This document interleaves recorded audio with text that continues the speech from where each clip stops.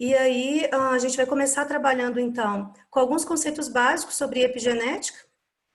Na sequência, a gente avança para o contexto do Covid, como é que a gente pode se utilizar das ferramentas da epigenética no combate, no tratamento, na prevenção do Covid-19. E como que o coronavírus, como que o SARS-CoV-19, né, SARS-CoV-2, como é que ele tem atuado para entrar dentro das nossas células e promover as modificações e causar a doença, causar tudo que a gente tem visto aí em termos de prejuízo para o mundo, né? Vou compartilhar minha tela com vocês para a gente começar essa nossa trajetória, essa nossa pequena imersão no mundo da epigenética. Espero que vocês gostem.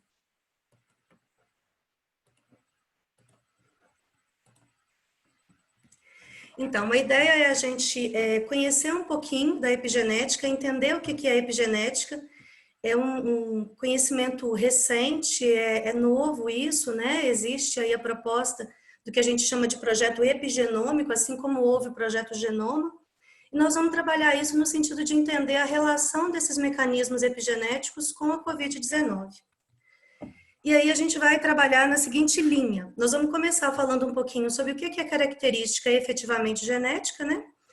O que é característica adquirida e como que essas características podem ser passadas ou não para as gerações futuras ou como elas podem ser moduladas pelas nossas ações, pelo nosso lifestyle, né? Pelo nosso estilo de vida. E aí eu coloquei uma brincadeira que é a vingança de Lamarck. Para quem é afeito aí às teorias evolutivas, sabe que o Lamarck foi um evolucionista e tanto ele quanto Darwin, né, discutiram a evolução das espécies, cada um dentro dos seus preceitos, das suas teorias sobre como os seres vivos evoluiriam. E aí eu digo que é a vingança de Lamarck, porque o Lamarck foi desbancado pela teoria da seleção natural proposta pelo Charles Darwin. Eu digo que é a vingança dele porque a gente vai falar um pouquinho sobre o quanto o Lamarck podia estar certo no contexto da epigenética. Na sequência, a gente fala um pouco sobre a regulação epigenética, para a gente conseguir acompanhar isso no contexto da Covid-19. E aí a gente vai focar bastante nas marcas epigenéticas associadas a um receptor de membrana chamado AC2, ou em português ECA2. A gente vai falar um pouquinho também de um outro receptor, que é o TMPRSS2, mais brevemente, né? E entender por que algumas comorbidades, como diabetes, hipertensão, obesidade, por que algumas dessas pessoas, elas são mais susceptíveis à forma grave de Covid. São mais susceptíveis à probabilidade de internação e probabilidade de necessitar de um respirador no futuro, certo? Boa tarde, Jaine. Vi aqui no chat. Bem-vinda, viu? Meninos, eu vou descompartilhar um instante porque eu acesso o chat e aí a minha tela trava. Já já a gente volta um instante. Bom, a gente vai começar aqui falando um pouquinho dessas características que são características que podem ser adquiridas ou características hereditárias. Eventualmente eu vou descompartilhar para acessar o chat, viu, pessoal? Porque eu não consigo ver as duas coisas ao mesmo tempo aqui. E aí, se eu acesso o chat, a tela trava. Bom, aqui a gente tem duas imagens. Nessa primeira, a gente tem aqui imagem com os tons de pele, diversos tons de pele, uma característica efetivamente genética, então a receita, vamos pensar assim, entre aspas, né, para a produção do tipo de pigmentação da tua pele, ela está no seu DNA. Então, isso é uma característica genética, é própria do seu DNA. E aí a gente tem as características que nós vamos chamar de adquiridas, aquelas que você ao longo da sua vida adquire. Por exemplo, você está trabalhando musculatura, vai ganhar massa muscular, está ficando com o corpo mais torneado, uma característica adquirida. Aqui nessa minha outra foto, eu coloquei uma criança que tem paralisia infantil, né, ocasionada aí pelo vírus da poliomielite, uma doença erradicada já do Brasil, graças às campanhas de vacinação. Mas imagine que essa doença, ela é de cunho adquirido, é uma virose, foi adquirida através do vírus da poliomielite. Portanto, esse tipo de característica, em tese, não seria passado aos descendentes, ela fica restrita a esse indivíduo, porque foi uma característica adquirida ao longo da sua existência e não uma característica incrustada, impregnada nos genes, no DNA desse sujeito, certo? Isso é o que a gente estuda como teoria básica, né, de genética. Características adquiridas não são passadas às gerações futuras, enquanto aquelas hereditárias seriam, aquelas genéticas seriam. E aí, para a gente compreender um pouquinho do contexto do que será trabalhado, porque eu imagino que tem pessoas que são da área que estão assistindo aqui essa nossa palestra, né? Pessoas que são da área aí das ciências, da área de biomédicas, mas tem também pessoas que, de repente, estão assistindo porque ficaram curiosas com o tema. Então, é importante a gente elucidar alguns conceitos. Todos os seres vivos, né, humanos ou não, são constituídos por células. A célula, ela é a menor unidade funcional de um ser vivo. E aí, dentro dessas células, se nós pensarmos em espécie humana, para a maioria dos humanos, ó, dentro dessas células, para a maioria dos humanos, nas células que não são gametas, que não são óvulos, nem são espermatozoides, existe aí um conjunto de 23 pares de cromossomos. 23 pedacinhos de DNA, certo? Caracteriza a nossa espécie. Coloquei para a maioria dos humanos porque para algumas síndromes esse número pode aparecer alterado, né? Como, por exemplo, na síndrome de Down, que aí a gente vai ter 47 cromossomos, síndrome de Klinefelter, síndrome de Turner, que são 45, são variações. Mas, no geral, a título de regra, 46 cromossomos em cada célula, né? 23 pares no total. A gente recebe, então, metade desses cromossomos, desses pedacinhos de DNA do nosso pai, a outra metade da nossa mãe. Esses cromossomos, então, eles são estruturas compostas por DNA bastante compactado. O DNA é como se fosse um grande livro de receitas para a nossa vida, né? Ele vai ele tem as receitas para produzir os componentes que fazem de nós, pelo menos inicialmente, quem nós somos. E aí, essa molécula de DNA, mostrada aqui, né, ela é uma alfa-hélice, estão vendo só? Parece uma escada em caracol. Ela é responsável, então, por armazenar todas as informações genéticas de um indivíduo. Cor de cabelo, cor dos olhos, formato do corpo, sexo.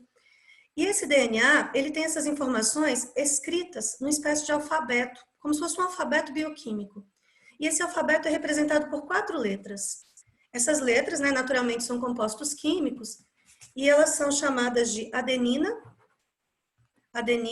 timina, guanina e citosina. A combinação dessas letras, a combinação que esse alfabeto estabelece, é que vai compor os diferentes genes no nosso organismo. Os genes são trechos de DNA, certo?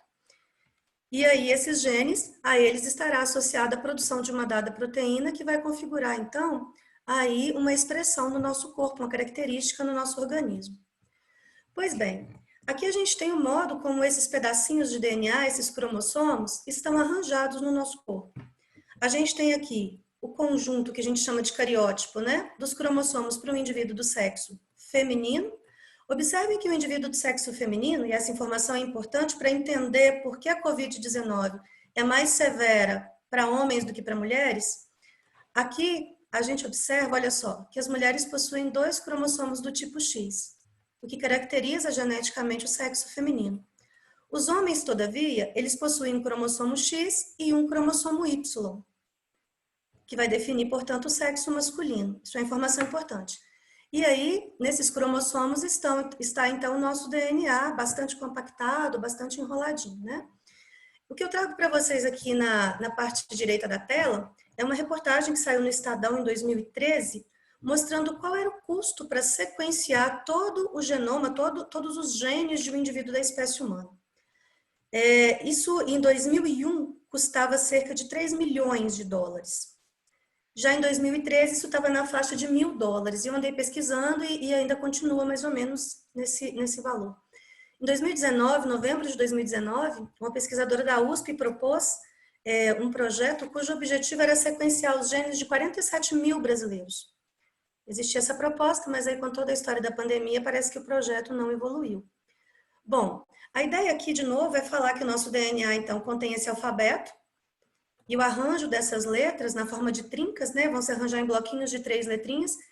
Essas trincas, elas codificam mais tarde aminoácidos que se unirão a outros aminoácidos para formar as proteínas que resultarão na expressão das características de cada indivíduo. Acontece que alterar qualquer uma dessas letras, qualquer um desses compostos químicos, está associado à mutação. Isso seria mexer diretamente no DNA, o que não é a nossa proposta hoje. É bom saber que existe, mas não é a nossa proposta para hoje. E aí, a nossa proposta, que a gente propõe como discussão no tema de hoje, epigenética e Covid-19, inicialmente pensar que o Lamarck, nas suas proposições evolutivas, não estava completamente equivocado.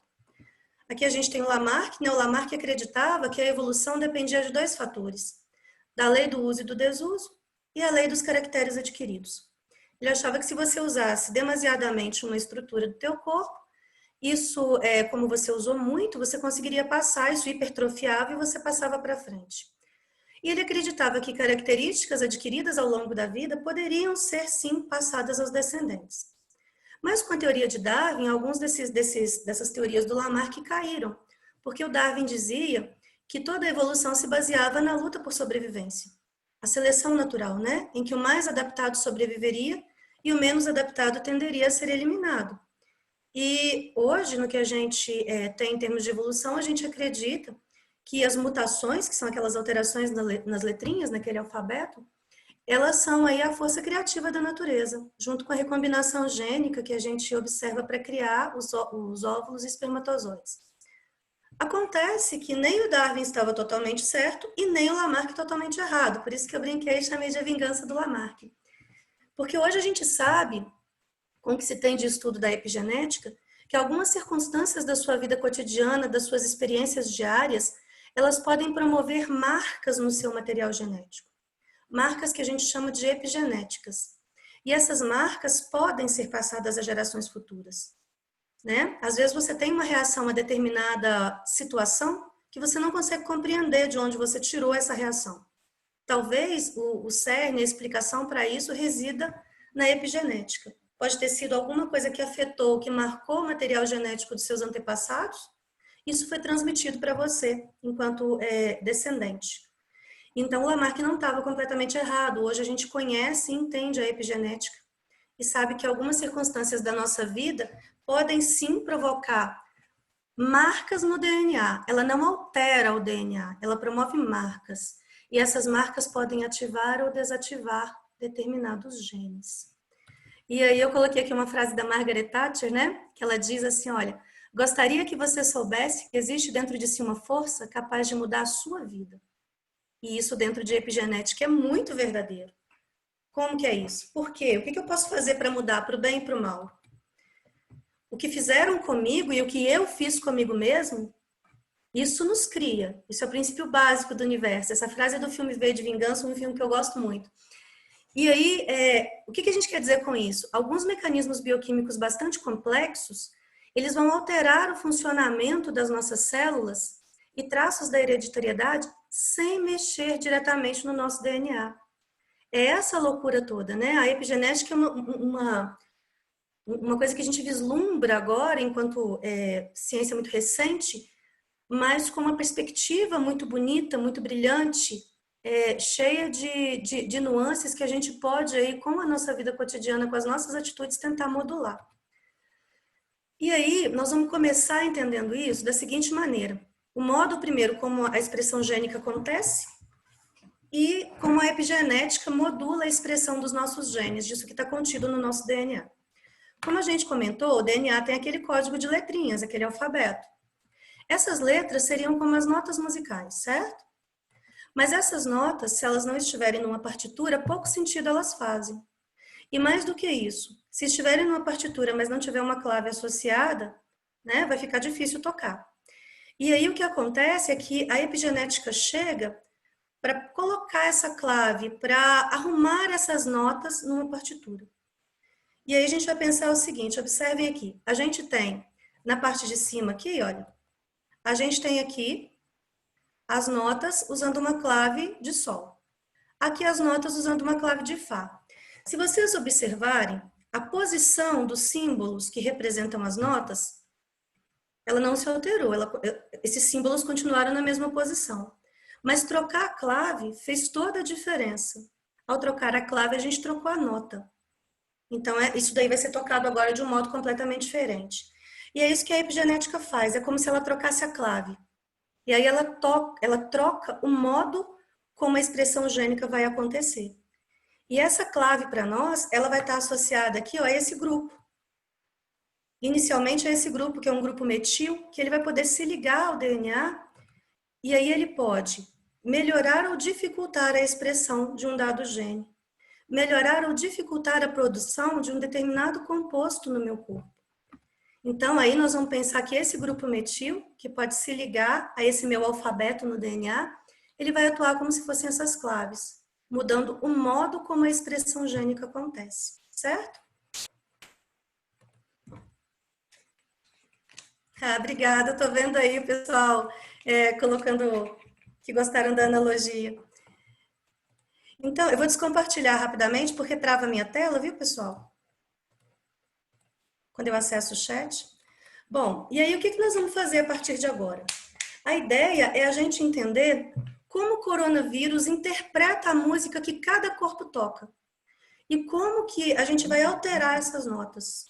Como que o próprio coronavírus altera essas notas, como que ele é capaz de alterar a expressão de determinados genes no meu organismo, e como que eu, enquanto indivíduo, o que eu posso fazer para orquestrar melhor toda essa expressão gênica. Nós vamos pensar inicialmente o seguinte: todas as células do nosso corpo, elas têm o mesmo material genético. E aí eu acho que vai ficar mais fácil entender o que é a epigenética. Todas elas têm aqueles 23 parezinhos de cromossomos, né, que são os 23 pedaços de DNA. Aí você vai imaginar o seguinte: por exemplo, células pancreáticas, elas têm genes das enzimas que atuam aí no metabolismo da glicose, né? Os genes que produzem enzimas do metabolismo da glicose são funcionais em células pancreáticas, são genes ativos em células de um embrião e também no neurônio.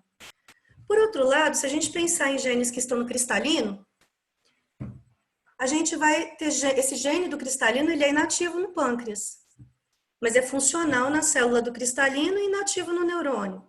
Gene é responsável pela produção de insulina, é ativo no pâncreas, inativo no cristalino e inativo no neurônio, percebe?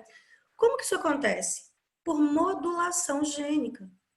Então é possível bloquear ou desbloquear esses genes, intensificar a ação deles ou diminuir a ação deles. É nisso que reside os estudos em epigenética. Aí a gente vai pensar o seguinte: todas as células têm o mesmo DNA? Sim, verdade. Só que não, né? Não por quê? Porque cada uma se expressa de uma maneira. Então observa que aqui existe o mesmo DNA, mas cada uma vai se expressar de um modo, porque existe uma regulação, uma modulação desses genes. E se eu pensar diretamente em termos de DNA, o grupo responsável por isso é o grupo metil, olha, ele está aqui, né? Então, embora todas as células possuam o mesmo material genético, o mesmo genoma, o epigenoma é distinto, certo? Pois não, Ana Lívia? Você consegue acionar seu microfone? Eu vi aqui que você levantou a mão. Só um instante, pessoal, eu vou no chat e já volto aqui.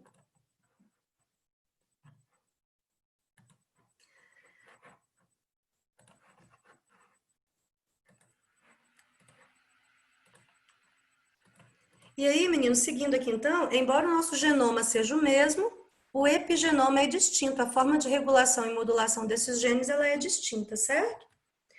Vamos pensar o seguinte então, o que eu tenho de conhecimento antes de pensar em epigenética? A gente sabe que todas as células têm o mesmo genoma, a gente sabe que elas expressam proteínas de modo diferentes, células diferentes expressam proteínas de modo diferente, e aí a gente tem que no nosso corpo aproximadamente 33 mil genes, codificando aproximadamente 200 mil proteínas. Isso o Projeto Genoma já desvendou. Ele sabe quem são os genes e o que esses genes fazem.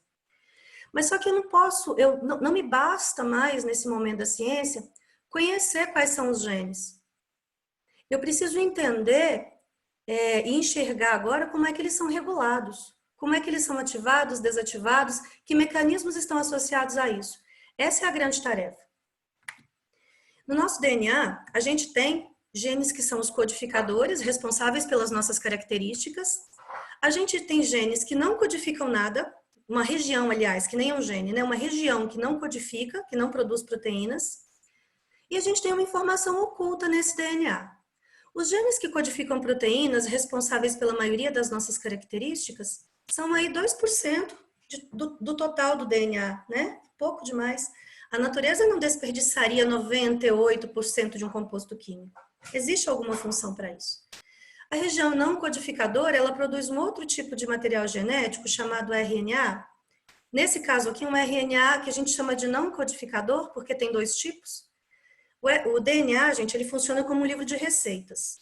Aí o RNA, que é esse outro material genético, ele copia essas receitas para poder executar, tá certo? Existe uma região no DNA em que são produzidos esses RNAs, mas só que são RNAs que não vão executar a receita. Eles são RNAs que nós vamos chamar de microRNAs ou RNAs de interferência, que se estão associados com a epigenética porque bloqueiam genes, mas nós não vamos falar deles hoje, tá bem? Não é nossa proposta. Nosso grande interesse está nessa informação oculta no DNA, que serão as nossas claves aí, tá bem? Como é que nós vamos mexer nessa informação oculta? E aí, a primeira coisa, alguns dos meus meninos conhecem esses ratinhos aí, quem teve aula comigo, né? Qual que é a base da variação na cor desses animais? Se a gente observar, a gente tem um animal pardo aqui, aqui voltado para o amarelo, aqui a gente vê uma variação na cor dos ratinhos, né? Qual que é a base dessa variação que a gente observa? Será que eles são de pais diferentes? Os genitores são distintos?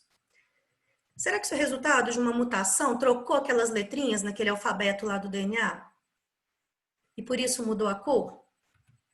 Na verdade, nesses dois exemplos, nenhuma dessas duas perguntas, elas podem ser respondidas porque elas não estão associadas a essa variação. A variação que a gente observa no gafanhoto aqui, nesse ponto e nesse, tem a ver com o fato de, se o animal está na sua fase solitária, ele é pardo; se ele está na fase gregária, na fase de grupo, ele fica amarelo. Esses animais são geneticamente idênticos. Na figura do gafanhoto, inclusive, é o mesmo animal, tá? O que mudou ali foi o estilo de vida que ele estava levando, se a gente pode dizer assim. Então, veja que o estilo de vida mudou o tipo de pigmentação que esse animal passou a exibir. Na figura de baixo, os ratinhos são também geneticamente idênticos, são clones uns dos outros. Por que eles, então, não são exatamente, fenotipicamente, visualmente iguais? Porque esses animais tiveram uma regulação epigenética distinta. Na verdade, isso foi um experimento em que os animais foram submetidos à alimentação diferenciada, e a alimentação promoveu essa alteração na cor. Eles são geneticamente idênticos, mas regulados epigeneticamente de modos diferentes. O estilo de vida, o modo, as experiências desses sujeitos experimentais aí modularam a expressão dessas características, certo? E aí, o que é epigenética? É um conjunto de modificações, então, que podem acontecer no meu material genético sem mexer na sequência daquelas letrinhas, na sequência daquele alfabeto. Na verdade, eu vou ativar ou desativar genes. Eu vou modular a expressão dos meus genes. E isso é fabuloso. Saber que eu posso fazer isso com os meus hábitos de vida é fabuloso. E a questão é o que tudo isso tem a ver com a Covid-19. Nós vamos chegar lá. Antes disso, a gente precisa pensar o seguinte. As mudanças epigenéticas são reversíveis, certo? Isso vale para o bem, vale para o mal, né? Elas são muito, muito mais frequentes que as alterações efetivamente genéticas. Ocorrem em resposta a sinais do ambiente e aí podem ocorrer sim em resposta à entrada de um patógeno. Por exemplo, o coronavírus. Podem ocorrer sim em função do estado fisiológico do sujeito. Por exemplo, se ele é obeso, por exemplo, se ele tem hipertiroidismo, hipotiroidismo, se ele tem algum problema com os hormônios sexuais, algum problema na testosterona, no estrógeno. Esse tipo de variação, esse tipo de quadro, um quadro de câncer, isso tudo pode modular epigeneticamente os nossos genes, ativá-los ou desativá-los. E aí algumas pessoas têm mecanismos epigenéticos, têm algumas modulações epigenéticas que as tornam extremamente susceptíveis à Covid-19 grave, que são aqueles quadros de risco que vocês veem aí nos jornais veicularem com bastante frequência. Aqueles grupos de risco, né?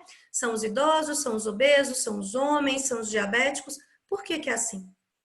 Vocês vão ver que epigeneticamente os genes dessas pessoas estão modulados de modo a fazer com que eles sejam mais susceptíveis a um quadro grave.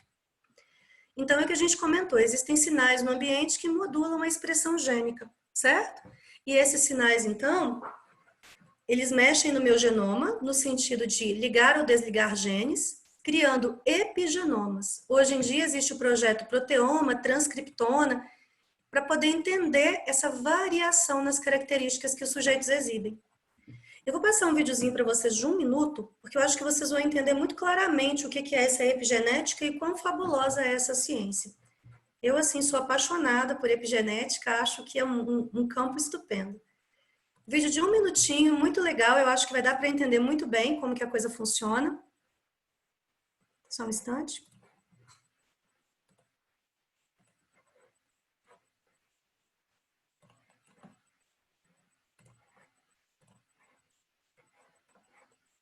Eu acho que vai ficar até um pouco mais claro para quem está assistindo aqui com a gente e não é efetivamente da área de biomédicas, né? Vai conseguir acompanhar melhor.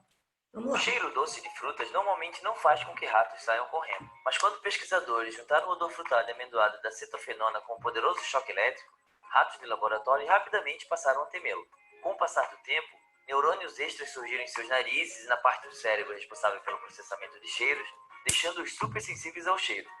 Esse resultado não é chocante, mas o que é realmente curioso é que os filhotes desses ratos e os filhos depois desses também se assustavam com o cheiro de acetofenona e tinham os mesmos neurônios extras, mesmo sem nunca terem conhecido seus pais ou o cheiro.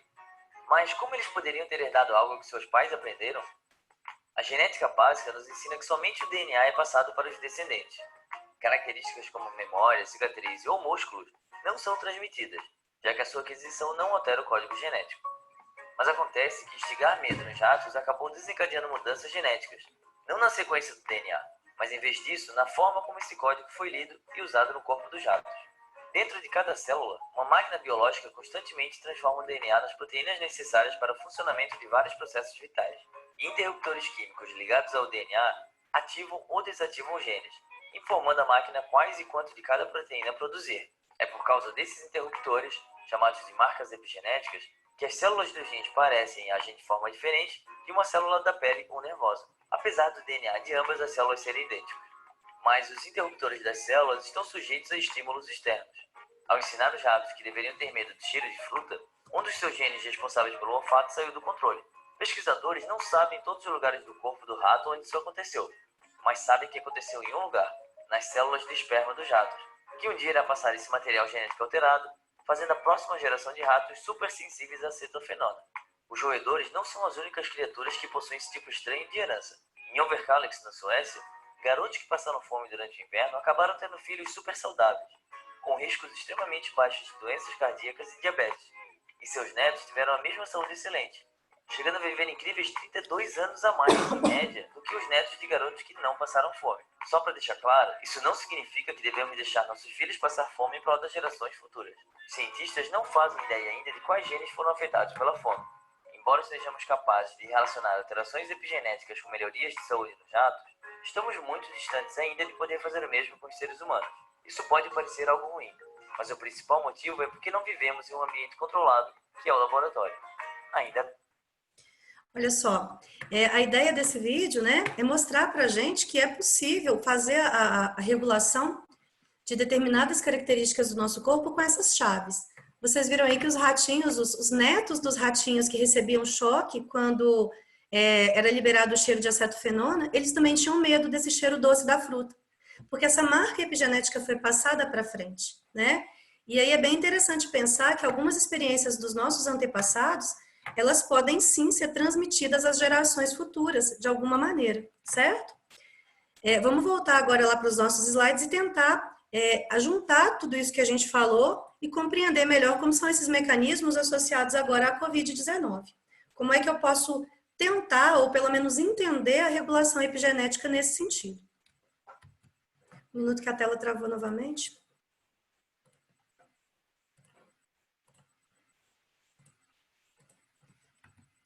E aí, o que a gente pode tirar inicialmente de conclusão do que a gente falou até agora e desse videozinho com os ratinhos, né?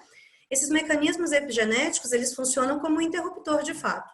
Eles tornam a expressão do gene on ou off. Ele liga ou desliga esse gene. E aí, em relação ao Covid-19, quais genes estão sendo ligados ou desligados e por quê? E nos grupos de risco, quais genes estão ligados ou desligados e por quê?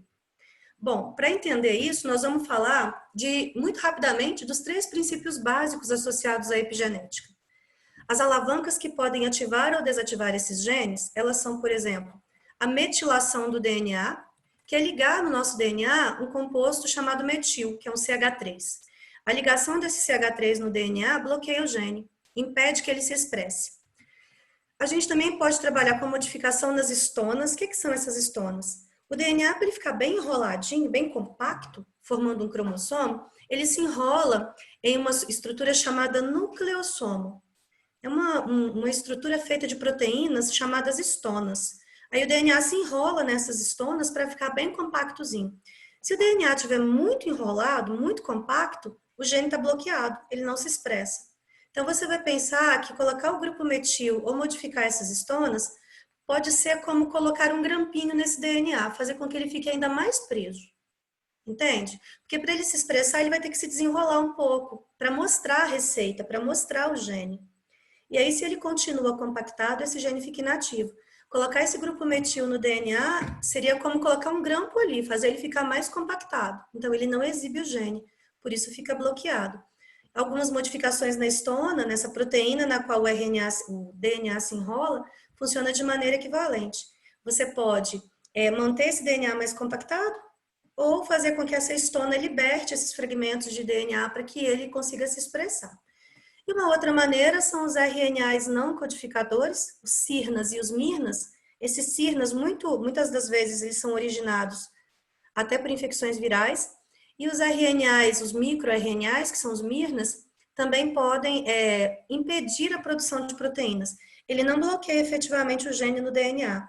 Ele, na verdade, impede que a proteína associada àquele gene seja produzida de algum modo. Nós vamos focar principalmente na metilação do DNA, a gente não tem tempo hábil, né, para abrir todo o leque de situações associadas aí à epigenética. Vamos pensar o seguinte, são aquelas alavanquinhas, né, que pode ativar ou desativar o gene. Essa ligação desse metil no DNA, ela vai normalmente bloquear um gene. E quem faz essa transferência, quem liga esse grupo metil no DNA, é essa enzima aqui, ó. Essa enzima aqui é a dimetiltransferase. E quem transfere esse grupo metil é essa outra estrutura aqui, o N-adenosilmetionina. Nossa, que monte de nome feio, né? Aí no popular a gente chama de SAMe, inclusive tem suplemento, principalmente para pessoas que fazem tratamento de cunho neurológico, tem suplemento aí com esse SAMe, porque ele é um doador de grupos metil, certo? O DNA tem aquelas letrinhas que a gente falou, né? Aquele alfabeto, que é a adenina, simbolizada pela letra A, timina pela letra T, citosina, letra C, e guanina, letra G. A citosina, ela é o alvo dessa chavezinha que a gente vai ligar, desse grupo metil. E vai funcionar bem quando tiver uma citosina, que é a letrinha C no alfabeto, seguida da letra G no alfabeto, que a gente vai chamar de ilhas CPG. Toda vez que esse grupo metil se ligar nessa citosina seguida de uma guanina, pode ser que ele bloqueie o gene, pode ser que ele coloque esse grampo ali no DNA e impeça ele de mostrar esse gene. E aí, a gente tem alguns nutrientes que são doadores desse grupo metil. E entra essa história da modulação que a gente estava falando, que a gente também pode acionar ou desacionar genes. A gente ainda pode pensar que existem outros alimentos que são moduladores. Então, tem alimento que doa esse grupo metil, como, por exemplo, folato, vitamina B, e tem outros alimentos que vão modular, ou seja, que eles vão dizer quando é que esse grupo tem que se ligar no DNA, quando é que ele tem que se desligar. E aí os compostos bioativos também vão atuar nesse sentido. A gente tem como moduladores, assim, alimentos que podem dizer quando é que ativa e quando é que desativa, por exemplo, a epigalocatequina 3-galato. Muito importante para nós aqui, inclusive no contexto da Covid-19. A epigalocatequina 3-galato, ela é um excelente modulador presente no chá verde. Então, ajuda a acionar ou desacionar genes. Ela é um modulador aí da metilação do DNA. Outro nutriente importante é a genisteína, presente na soja, também é um modulador importante. O zinco, presente aí em determinados grãos. A gente tem também o selênio, que é outro importante, presente aí em castanha, amêndoa, né? E aí a gente tem os alimentos que são os que a gente chama que tem influência direta, os que doam essa chavezinha para poder ligar ou desligar genes. Aí a gente vai falar das vitaminas do complexo B, por exemplo, vitamina B12, vitamina B6, a colina, betaína, o folato, né, associado à vitamina B9. Então, muito importante. Esses alimentos que têm influência direta, eles são doadores dessa chavezinha, doadores desse grupo metil. Os moduladores é aqueles que vão dizer quando liga e quando desliga. Observem que eu pus uma carinha feliz aí na epigalocatequina 3-galato, porque ela tem uma função bastante importante, ela modula os genes da inflamação. Então, ela é capaz de diminuir o processo inflamatório, que é uma coisa bem interessante. E aí, o que a gente tinha comentado, a ligação dessas chavezinhas tem que acontecer naquela letrinha C, estão vendo aqui, ó, seguida do G. É o que a gente chama de ilha promotora, mas não vamos entrar nesse ponto agora, não. E aí, toda vez que esse grupo se ligar, estão vendo aqui, ó, ligou aqui, ligou de cá, esse gene está bloqueado. E como eu passo esse DNA para frente? De que maneira? A gente viu que os ratinhos, né, os netinhos lá do rato que tinha medo do cheiro da acetofenona, eles também tinham medo do cheiro sem nunca terem levado choque, que receberam o DNA com essa modificação epigenética. Quando vai produzir gameta, esse DNA aqui se replica, estão vendo? Aí ele carregou consigo a alteração, a chavezinha, passando isso para frente. Né? Foi o que aconteceu lá com os ratinhos. Portanto, se essa chavezinha chamada grupo metil estiver ligada na letrinha C, seguida da G, no que a gente chama de ilha CPG, o gene vai estar bloqueado, que é esse caso aqui de baixo. Estão vendo? Aqui tem grupo metil, ó, tá metilado nas ilhas CPG. Aqui tá desmetilado. Desmetilado o gene funciona, metilado ele não funciona. São os princípios básicos. Aqui é um mapa que a gente chama de metabólico, mas está mais para mapa diabólico, né? Mas é um mapa só para mostrar muito rapidinho como que esse grupo metil é adquirido por meio de determinados nutrientes e como ele é transferido até o nosso material genético. Tudo isso que está escrito, isso é a via da homocisteína, da cistadiona e metionina, né? Mostrando, por exemplo, olha, como colina, betaína, selênio, como é que eles entram no ciclo, as vitaminas do complexo B, o folato aqui associado a B9, né? Então, isso tudo vai migrando, é como se fosse batata quente, sabe? Vai passando de um composto para o outro, de um composto para o outro, até que esse grupo metil chegue aqui no SAMe, naquela N-adenosil, lembra lá do início? Quando chega no SAMe, o SAMe transfere esse grupo metil com a ajuda da epigalocatequina, da genisteína, do zinco, daqueles moduladores que a gente viu, transfere esse grupo metil, então, para o nosso DNA, ou então para a histona na qual o DNA está enrolado. Aqui na histona, esse grupo metil pode ativar ou desativar o gene, tá? Depende de onde ele vai ligar. Mas no DNA ele sempre bloqueia, tá certo? Aquela história dos ratinhos, para vocês terem uma ideia, isso foi um experimento, né? Um experimento de 2007, realizado no Centro de Pesquisas Pediátricas aí. A mãe que foi alimentada com alimentos contendo bisfenol, estão vendo só? Ela teve uma pelagem alterada para o amarelo. Isso se manteve ao longo das gerações. Uma outra mãe que foi alimentada com folato, B12, betaína, aqueles grupos moduladores doadores de metil, tiveram uma alteração tendendo o pelo para uma coloração mais escura, que a gente chama de agouti, e observem também que o peso corporal do animal parece reduzido. Houve, então, ao longo da alimentação, metilação de determinados genes, possivelmente gene da obesidade, aí, gene associado à pigmentação, né? Mostrando que é possível modular esses genes de acordo com o meu estilo de vida, com as minhas atividades diárias. E eu adoro esse slide, eu mostrei ele para os meus alunos em aula, né, que a gente viu epigenética. Pensar, você consegue pensar em como a alimentação influencia na sua vida, né? Se você pensar aí na sociedade, se você pensar nas abelhas, numa colmeia, o que diferencia uma larva que vai ser uma rainha em potencial de uma larva que será uma operária é o tipo de alimentação que ela recebe. A larva que será uma rainha recebe geleia real como comida. A larva que será uma operária recebe mel. Então, observa que a geleia real modula genes. Ela ativa genes que possivelmente estão bloqueados lá nas operárias, mostrando que a alimentação tem sim influência na ativação ou desativação de alguns dos nossos genes. Então, genética, DNA, aquele código de letrinhas, aquele alfabeto não é destino. Isso foi aí capa da revista Veja. Na verdade, está na nossa mão ativar ou desativar determinados genes para o bem e para o mal.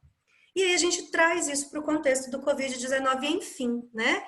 Primeiro pensar em quem realmente é o grupo de risco, eu sei que vocês já sabem, vocês estão vendo aí nos jornais, né? Que são os idosos, pessoas com doenças cardíacas, pessoas com doenças pulmonares crônicas, diabéticos, os fumantes de hoje, não aqueles que já deixaram de fumar há algum tempo, homens mais que mulheres, pessoas com asma, enfim. Eu sei que você já tem visto isso aí nos jornais com frequência. A ideia é pensar por que que esses grupos são mais susceptíveis. Esse artigo aí é bastante fresquinho, ele é de 22 de maio, estão vendo só? E ele fez um mapeamento com 96 mil pessoas infectadas pelo Covid-19 em todo o mundo. Ele coletou amostras em todas as partes do globo. E eles chegaram a uma conclusão sobre realmente quem são esses grupos de risco. Ficou claro que as pessoas que não sobreviviam, desses 96 mil pacientes que foram analisados, eles eram mais velhos, propensos à obesidade, na sua maioria homens, negros ou hispânicos, tinham diabetes, hiperlipidemia, doença arterial, insuficiência cardíaca, doença pulmonar crônica ou relataram tabagismo. Então, esse estudo deixou muito claro que essas pessoas foram aquelas com mais dificuldade de sobrevivência. Portanto, as mais susceptíveis à Covid grave. Por que que é desse jeito e em que contexto a epigenética entra, né? Essas pessoas, elas têm uma regulação diferenciada de duas proteínas de membrana. A nossa célula tem a membrana, né? E ela tem umas proteínas nessa membrana que vão funcionar como se fossem as fechaduras de uma porta, né? E o vírus tem a chave. Se ele tiver a chave certa, ele entra, não é assim? E essas proteínas, elas estão associadas à proliferação do vírus, à entrada do vírus na célula, a infecção.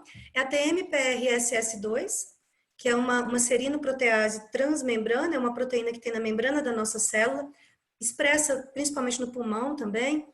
A AC2, aqui no Brasil a gente chama de ECA2, que é uma proteína associada ao sistema renina-angiotensina, que regula a pressão arterial e uma série de outras funções. E essas proteínas, elas parecem ter uma expressão, uma regulação epigenética diferenciada nas pessoas portadoras de COVID ou propensas à COVID grave. Vamos entender por quê. Esse aqui é outro artigo também fresquinho, né? Aliás, todos os artigos são desse ano, a maioria deles aqui, os que são sobre o Covid, porque a gente está tratando de um tema que está acontecendo agora. Pode ser que tudo isso que eu estou falando para vocês hoje, amanhã tenha alterado, né? Mas eu acompanhei as publicações desde janeiro até o mês passado, né? Que hoje nós estamos em 3 de junho, e fiz uma varrida aí na rede para poder entender como é que isso funcionava. O vírus que a gente tem agora, que é o SARS-CoV-2, ele sofreu uma mutação em 12 pontos em relação ao SARS-CoV de 2002. E são esses 12 pontos de alteração que trazem todas as complicações que a gente tem observado. A gente tem de semelhança entre esses dois vírus que ambos utilizam esse receptor na membrana, que é o AC2, aquela proteínazinha que tem na membrana da célula, que é a porta para o vírus entrar. Tá? Os dois usam essa proteína como porta. Todos os dois também utilizam essa outra proteína aqui, ó, que é a TMPRSS2, que é essa serinoprotease transmembrana, é outra proteína que tem na membrana, né? Utilizam para ativar a entrada do vírus. Os dois utilizam. Agora, a resposta que esse vírus oferece em relação à eficiência de anticorpos é diferente. Para o SARS-CoV, que é o de 2002, a administração de soro, ela neutralizava de modo bastante eficiente esse vírus, o que não acontece agora para o coronavírus, para o SARS-CoV-2. Para a gente compreender isso daí, nós vamos ter que pensar na estrutura desse vírus. Ele é um vírus envelopado, quem já estudou microbiologia aí, com certeza já viu, né? Ele tem aqui como se fosse uma capinha em volta, essa parte azul escura, estão vendo? Aqui, isso é um envelope. Isso aqui que parece um octógono aqui, ó, um hexágono, não sei, tem que contar os lados. Isso aqui é o capsídeo dele, é feito de proteínas. Aqui dentro está o material genético do vírus, que é um material genético do tipo que a gente chama de RNA.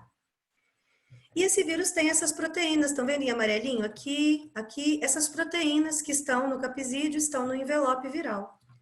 Essas proteínas presentes aí no envelope, algumas delas contêm a chave para entrar na minha célula, utilizando como porta, como fechadura, aquela proteína AC2 ou ECA2, né? Então, aqui a gente tem em 3D o que seria o COVID, o coronavírus. E aí ele tem, ó, com destaque aqui, ele tem um tipo de proteína chamada proteína M. Ele tem um outro tipo de proteína, que é essa azulzinha, que é a espícula viral ou proteína spike. E ele tem essa outra aqui, que é a proteína E, cada uma com uma função aí no processo de entrada do vírus na célula.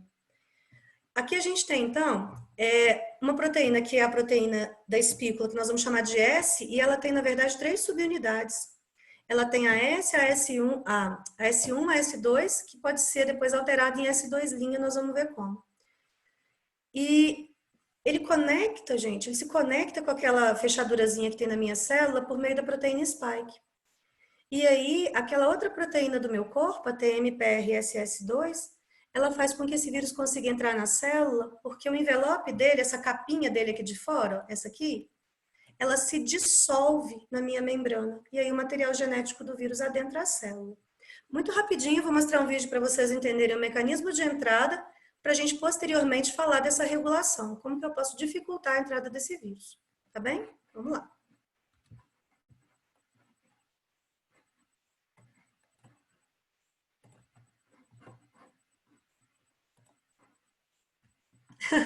Ei, Maicon, tô vendo você aqui.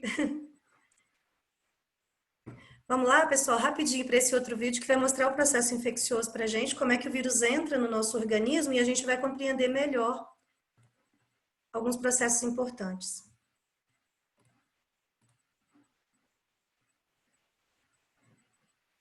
Só um instante.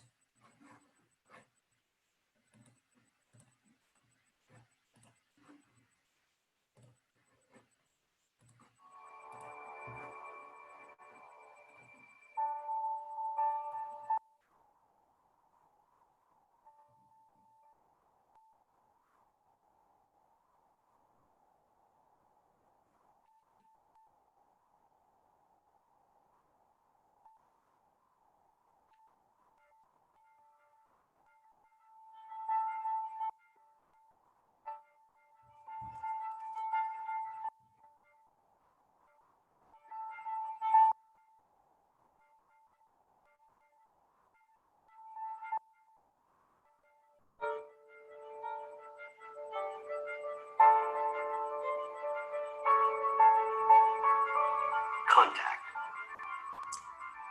Se conectou com a This is the moment AC2. when infection begins. How does infection happen? You see the tiny shapes there on the virus particle surface? They seem like random blobs. In reality, they are tiny keys, proteins that have evolved to the perfect shape and size, enabling them to unlock these receptors on the surface of this lung cell. Like a smile and a handshake, the virus deceives this lung cell and is welcomed in, where it will command the cell to make more virus particles.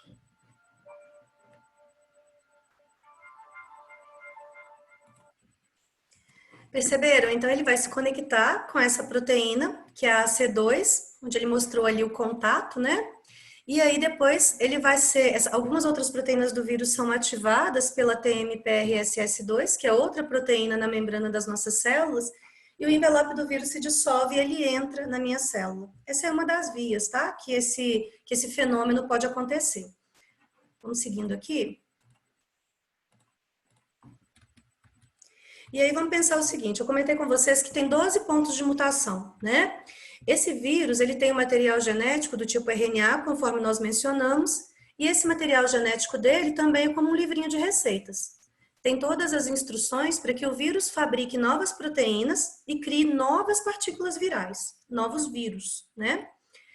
O genoma desse novo vírus, ele tem 30 mil letras. O alfabeto dele, composto por aquelas mesmas letras que nós vimos, só que no lugar do T é a letra U, que a gente chama de uracila, tá bom? Ele tem 30 mil letrinhas aí, com as instruções que dão a esse vírus as condições suficientes para entrar na célula e, nem vou dizer sequestrar, como a gente colocou aí, mas vamos dizer que ele vai aí escravizar a minha célula, ele vai usar o maquinário bioquímico da minha célula para produzir produtos para o vírus, para produzir novas partículas virais. Todo o genoma do SARS-CoV-2, que é o coronavírus atual, ele caberia em 4 páginas de um jornal. Todas essas 29.903 letras. E aí vem o que é importante para nós agora. De todas essas letras, existem 3.831 letrinhas que vão codificar, que tem a receita para produzir a proteína da espícula, aquela proteína S que a gente viu lá atrás, essa aqui, certo? Que é, essa proteína, ela representa a chave para o vírus entrar na minha célula. A minha célula tem a fechadura e ele tem a chave. A fechadura é aquele receptor AC2, ou ECA2, se a gente quiser pensar a tradução aqui para o português. E essa espícula viral, ela tem uma chave com duas partes, tá? A primeira parte dessa chave, ela se liga no receptor AC2, no ECA2 da minha célula.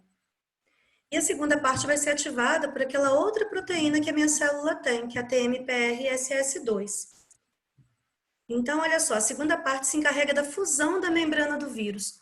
A segunda parte vai fazer aquela membrana externa, essa aqui, ó, essa partezinha aqui de fora do vírus, isso aqui vai se dissolver na membrana da minha célula e aí o vírus entra.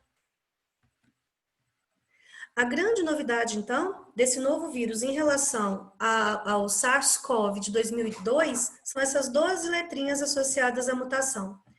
E essa sequência muito breve de novas letrinhas deu a esse vírus uma possibilidade de reprodução, de replicação e contaminação maior. Por quê, pessoal? Nós vamos ver que, além do que o SARS-CoV de 2002 utilizava, esse novo coronavírus tem um mecanismo um pouquinho diferente. Na verdade, olha, isso aqui é bem interessante. O Greg Ballman é um bioquímico e ele disse que essa proteína spike do coronavírus, ela parece muito com mangal, aquela bola metálica com pontas agudas usadas na Idade Média, mas que ele acha que parece muito mais com o Demogorgon, que é do Stranger Things, que é aquele monstro que tem um corpo humanoide, uma cabeça de planta carnívora e que devora as presas, né? Ele diz que essa espícula viral, essa chave que o vírus usa para entrar na célula, funciona bem como um Demogorgon. Aqui é uma animação, né, uma simulação do funcionamento dessa espícula do vírus, aí um trabalho de bioinformática, que aliás tem contribuído sobremaneira na busca por novos fármacos, né, planejamento racional de fármacos. E aí, esse mesmo bioquímico, ele diz o seguinte, olha, o feroz Demogorgon abre suas mandíbulas para apanhar a sua presa, que nesse caso é o receptor da minha célula, é o AC2.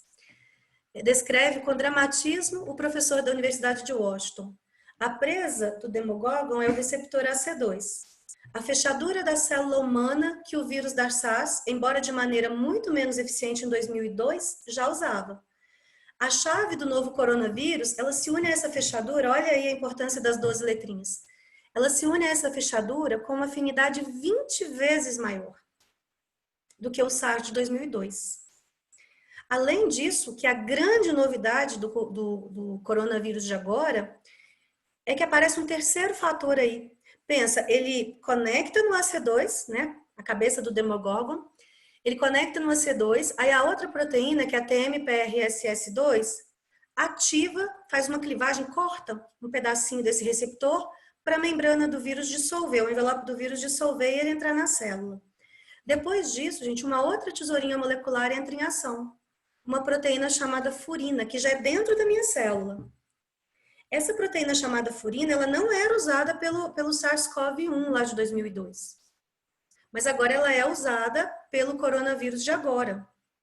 Essa furina, gente, ela vai clivar essa proteína do vírus, algumas dessas proteínas virais, antes de ele sair da célula. Isso vai potencializar o efeito de infecção. Então, vamos pensar como que a coisa acontece. Olha, inicialmente tem uma pré-ativação das proteínas virais para ele entrar. O coronavírus vai utilizar essa proteína espícula, que é a vermelhinha que está aqui, né? Ele utiliza ela se conectando ao AC2, que é o roxinho. Estão vendo só? Só que só essa união não é suficiente para a invasão acontecer.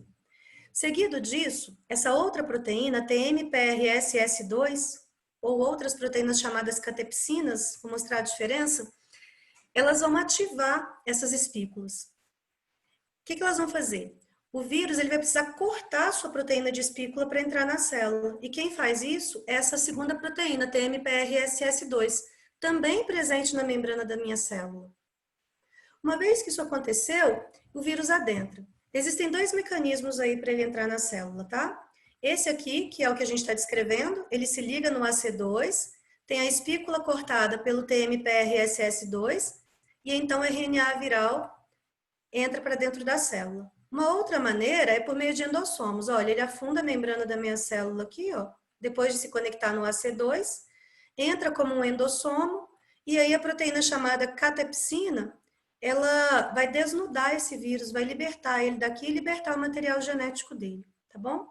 Mas esses dois mecanismos, o SARS de 2002 já usava, a gente já conhece, né? Aí vocês podem pensar assim, nossa, então por que a gente não usa medicamento para inibir, para bloquear o AC2, o TMPR? Porque essas proteínas têm função no nosso corpo também. Bloquear o AC2, por exemplo, implicaria numa série de problemas, inclusive de cunho circulatório, tá? O vírus entrou. Ele conectou com a AC2, né? A cabeça do Demogorgon conectou com a AC2, foi clivado, foi cortado pela TMPRSS2 e entrou na célula. Feito isso, pessoal, a furina, que é essa terceira tesourinha molecular, entra em ação.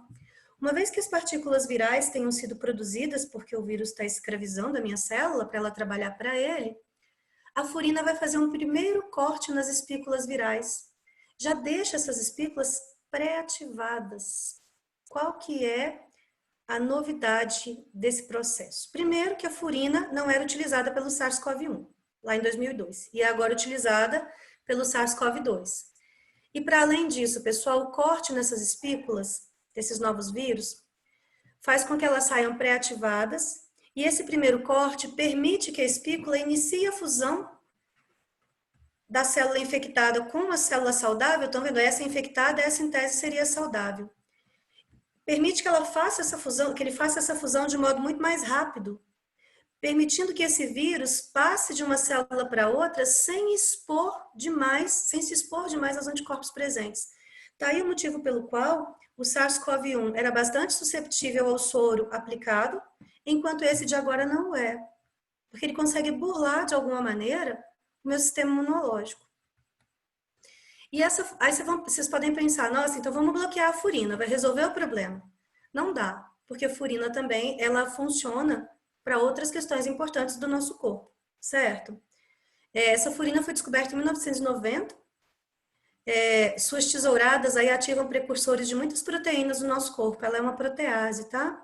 Ela é essencial para a replicação do coronavírus, mas é também essencial para nós, então não dá para bloquear ela. E aí a gente vai voltar lá no AC2, que é a cabeça onde a cabeça do Demogorgon se conecta, lembra? O receptor da membrana da minha célula. Esse tipo de receptor, ele é expresso, nessa fechadurazinha, é expresso de modo moderado no tecido pulmonar saudável, mas de modo acentuado em quem tem doença pulmonar crônica, por exemplo. Também é expressa no coração, nos rins, nos testículos. Percebam, então, que todos esses pontos podem ser invadidos pelo vírus, porque possuem aí a fechadura. E o vírus tem a chave, né? Então, esse receptor AC2 é a fechadura. E aí a gente vai pensar o seguinte, olha só. Se uma pessoa tem uma expressão bastante alta de AC2, você produz muito AC2. AC2 é essa proteína, tá bom? Essa azulzinha aqui.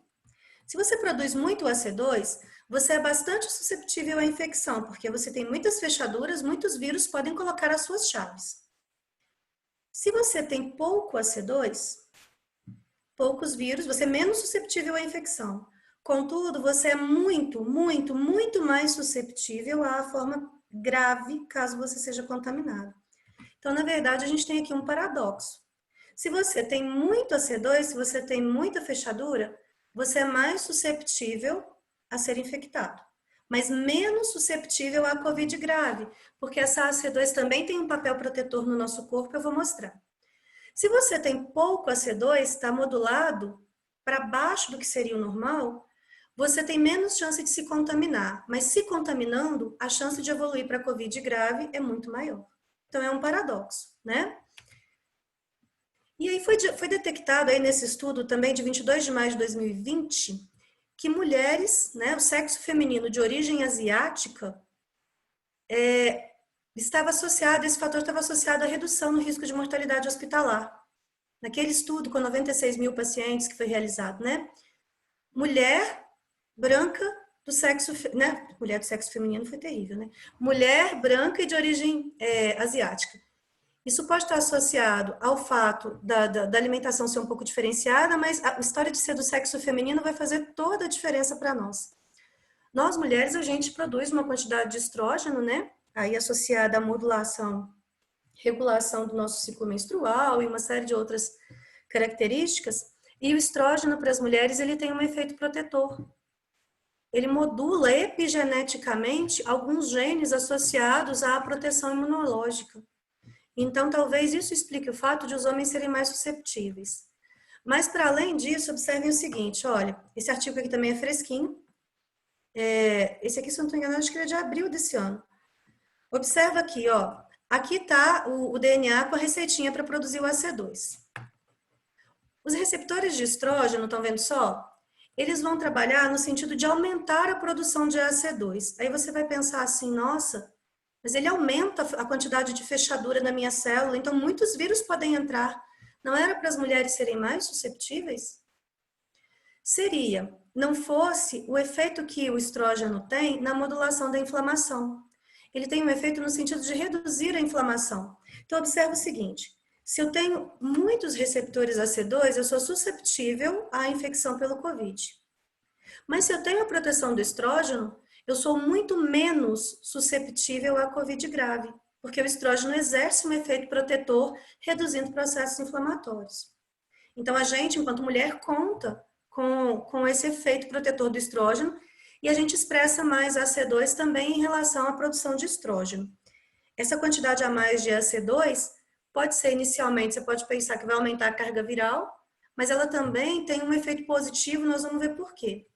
Olha só, então, aqui, por que as mulheres mais velhas vão se tornando mais susceptíveis? A quantidade de estrógeno, à medida que a gente avança na idade, à medida que eu me torno longevo, a quantidade de estrógeno diminui. Então, eu vou perdendo esse efeito protetor.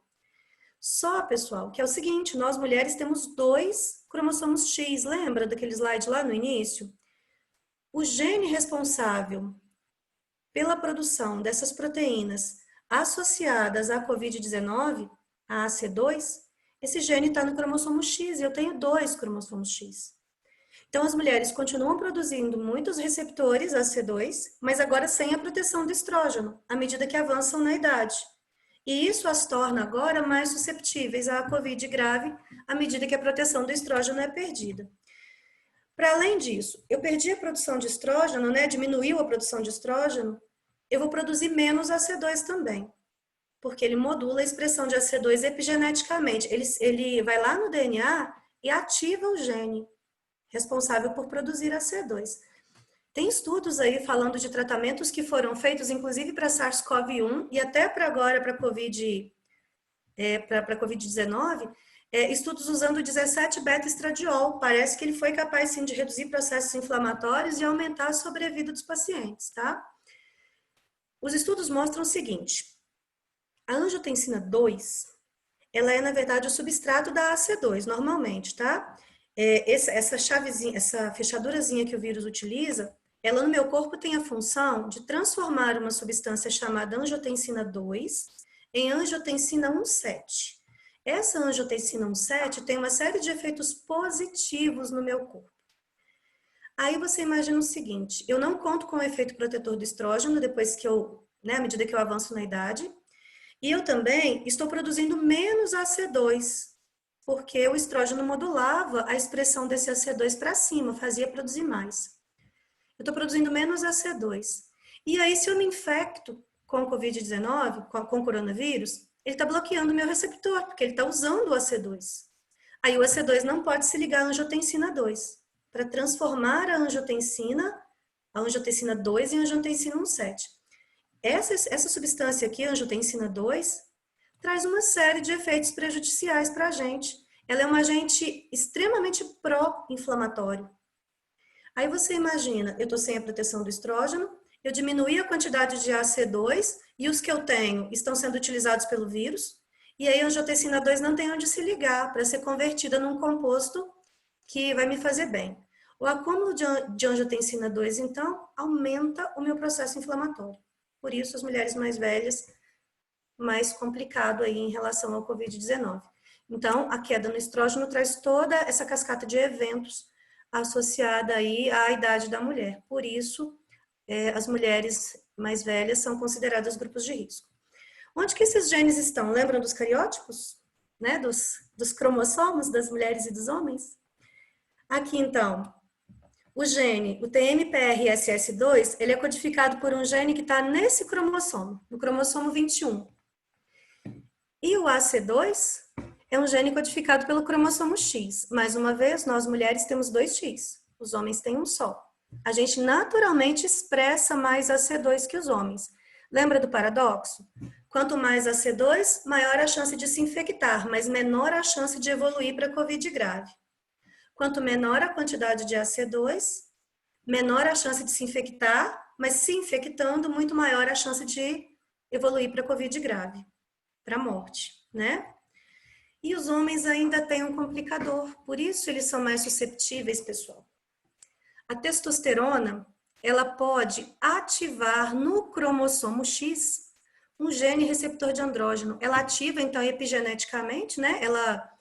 Esse gene receptor de andrógeno pode ser que estivesse bloqueado. O excesso de testosterona desbloqueia esse gene, esse receptor de andrógeno, esse AR. Esse AR, gente, se ativa, é convertido pela testosterona em dihidrotestosterona. E o que ele faz? Vai lá e promove uma expressão muito, muito, muito mais alta do TMPRSS2, que é aquele que o COVID usa para cortar a espícula e entrar na célula. Então, observem que os homens contam aí com 2 fatores que os colocam no grupo de risco para além das mulheres. Eles já são susceptíveis à COVID grave porque expressam menos AC2. E agora muito mais susceptíveis à COVID grave porque expressam muito TMPRSS2 se eles estiverem aí com a secreção, a liberação de testosterona desregulada. Porque isso vai epigeneticamente ativar o receptor de andrógeno lá no cromossomo X, que eles têm um, né? E aí, quando que o sujeito pode saber que ele está com hiperandrogenia, né? Que ele está ativando aí esses genes, que ele está produzindo mais testosterona, liberando mais do que o que seria o ideal. Por exemplo, se ele tiver baixa densidade capilar, aí no alto da cabeça, no escalpo capilar, né? Muita acne, muito pelo facial, pele oleosa. Isso pode ser, pelo menos, um indício de que ele está com essa secreção de testosterona desregulada, podendo, portanto, ativar no cromossomo X epigeneticamente esse gene receptor de andrógeno, que, por sua vez, ativa lá no cromossomo 21 a produção do TMPRSS2 utilizado pelo coronavírus para entrar na célula. Tá bem? Então, mais um motivo aí que explica por que os homens são susceptíveis.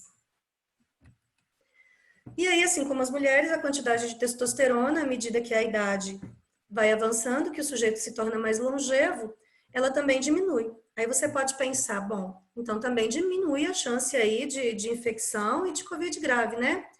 A questão é que à medida que nós envelhecemos, isso vale para homens e mulheres, a gente produz radicais livres, espécies reativas de oxigênio, de nitrogênio, que estão associados a estresse oxidativo no nosso corpo.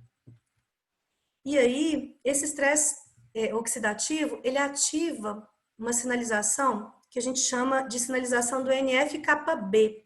Esse NF-κB, a gente chama de fator de transcrição nuclear κB. O que é isso?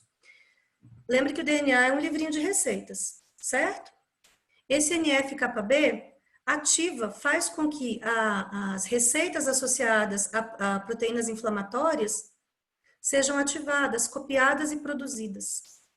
Isso aumenta a inflamação, vamos aí resumir, né? Isso vai aumentar o processo inflamatório, certo?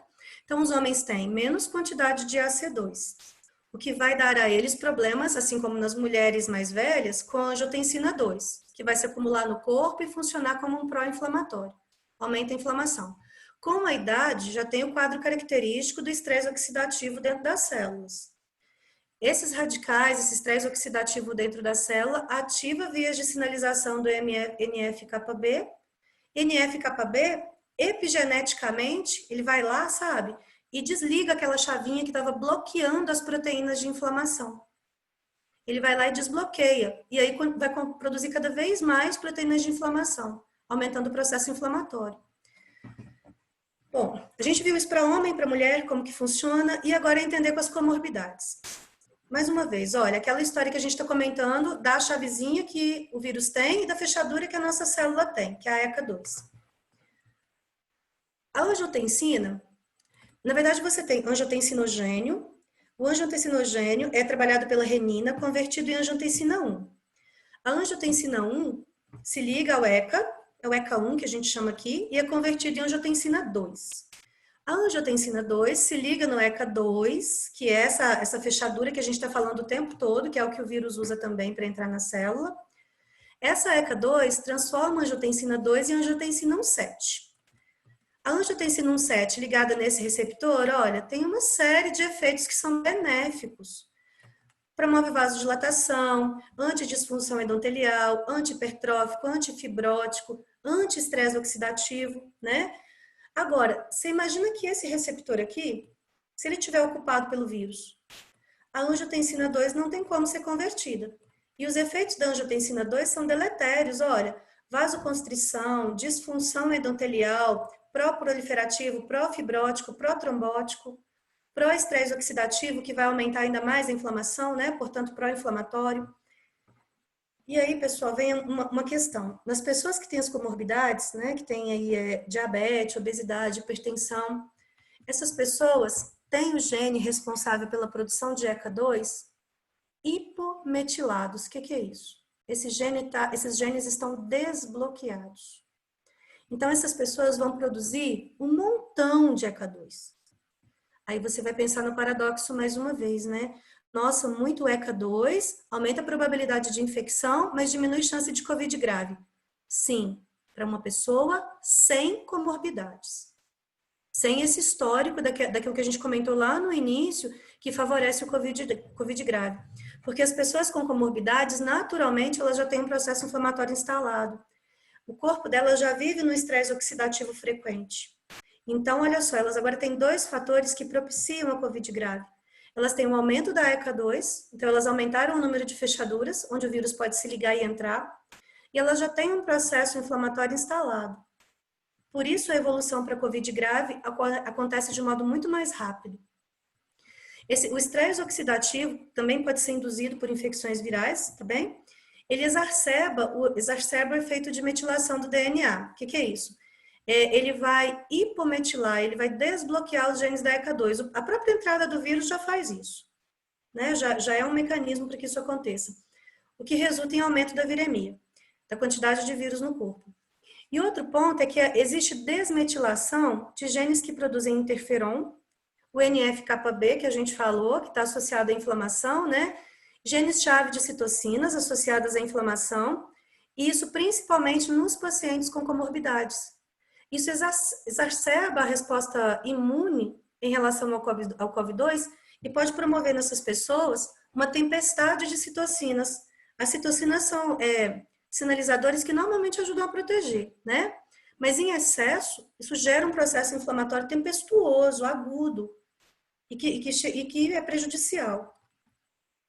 Então, essa tempestade de citocina corresponde a uma resposta inflamatória muito aguda. Isso compromete todo o funcionamento da maquinaria bioquímica do corpo do sujeito. Pessoas com comorbidades têm muito mais susceptibilidade a essas tempestades de citocina do que aquelas que não têm esses problemas prévios. O que acontece aqui? Olha só. Quando o vírus entra, então, no corpo do sujeito, quando ele entra, ele por si só, a entrada do vírus já promove estresse oxidativo. Se o sujeito tem comorbidade, ele já vivia com estresse oxidativo e isso vai ser potencializado. Esse estresse oxidativo promove a desmetilação de genes no DNA, diminui a metilação, então desbloqueia os genes. Ao desbloquear os genes do AC2, a gente aumenta a quantidade de AC2 na célula, ó, aumenta bastante a fechadurazinha. Resultado, vai entrar uma quantidade muito maior de vírus. Mas se ficasse nisso aí, né, a gente ia pensar, poxa, muito AC2, o vírus entra mais fácil, mas menos possibilidade de COVID grave. Mas não é só isso. Nas pessoas que têm comorbidades, a situação se complica. Se complica porque, além de hipometilar o gene do AC2, hipometilogenes que regulam processos inflamatórios. E o resultado é a tempestade de citocinas e uma inflamação demasiadamente grande, responsável aí por um grande número das mortes que são registradas. Uma outra questão é a obesidade, né? Vocês viram que a obesidade é um fator de risco. O tecido adiposo, ele é infiltrado por monócitos que se diferenciam em macrófagos. Essas células, elas fazem parte do nosso sistema de defesa, que a gente chama de inato. O que é isso? É aquele sistema de defesa que vai para a linha de frente, sabe? Ele é o soldado da linha de frente. Ele parte para o ataque. Então, o meu tecido adiposo, naturalmente, ele é um tecido com uma inflamação. Ele tem uma inflamação de baixa intensidade, mas tem. Essa inflamação de baixa intensidade pode promover resistência à insulina. E essa resistência à insulina ativa mediadores inflamatórios de novo, principalmente aquele bendito daquele NF-κB. E aí ativa processos inflamatórios e aí deixa o sujeito susceptível àquela tempestade de citocinas mais uma vez, agravando o quadro e podendo levar esse sujeito a um quadro de Covid grave e morte, né? Outra coisa, gente, associada à obesidade, viu? Depois que eu montei essa aula, eu tive certeza que eu preciso emagrecer, sabe? Não é nem por uma questão estética, né? É questão de saúde. O tecido adiposo, ele é uma fonte adicional de angiotensinogênio. Funciona assim, né? Existe a produção de angiotensinogênio, que é convertido pela renina e angiotensina 1. A angiotensina 1 é convertida pelo ECA1, em angiotensina 2, que é convertida pelo ECA2, que é a fechadura do vírus, em angiotensina 1,7, que tem efeitos benéficos para o meu corpo.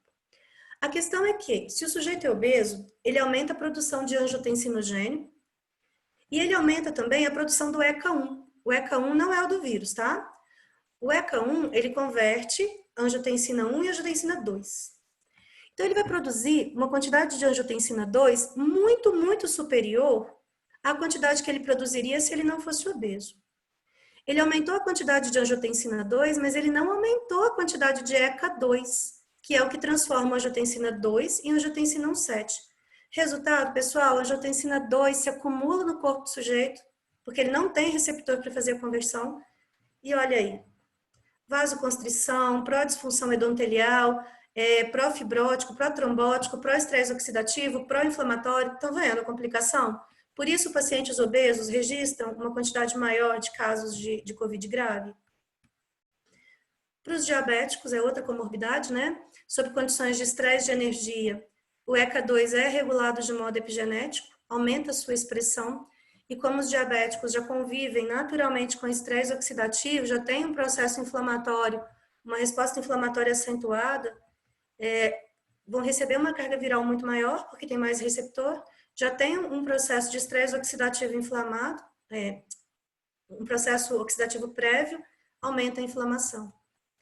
E aí parece que as pessoas que usam medicamentos que inibem a enzima conversora de angiotensina, ECA1, e bloqueadores de angiotensina, que são usados aí pelos diabéticos e por quem tem hipertensão, essas pessoas vão ter um aumento na expressão do ECA2, como eu falei com vocês, numa tentativa de compensar a inibição do ECA1, entenderam?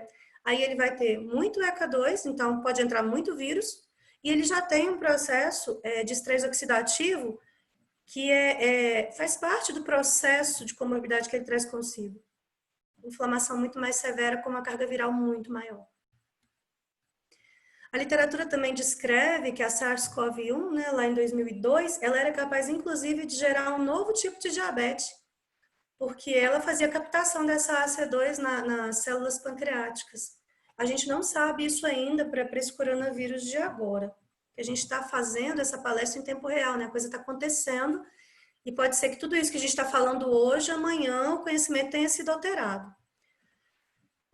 E aí uma outra história associada ao aumento da suscetibilidade das doenças cardiovasculares e do diabetes é que o declínio das condições clínicas das pessoas que são portadoras dessas patologias e que têm Covid-19, elas vão ter a ativação de um outro receptor, de uma outra proteínazinha, um gene associado a uma proteína chamada RAGE, que é um receptor de produtos de glicação avançado.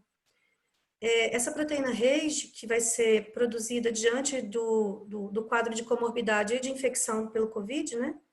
Isso vai ativar no DNA, vai ligar aquela chavinha lá, ativar o DNA para ele produzir essa rede. Essa rede é expressa principalmente nos pulmões, olha aí, né?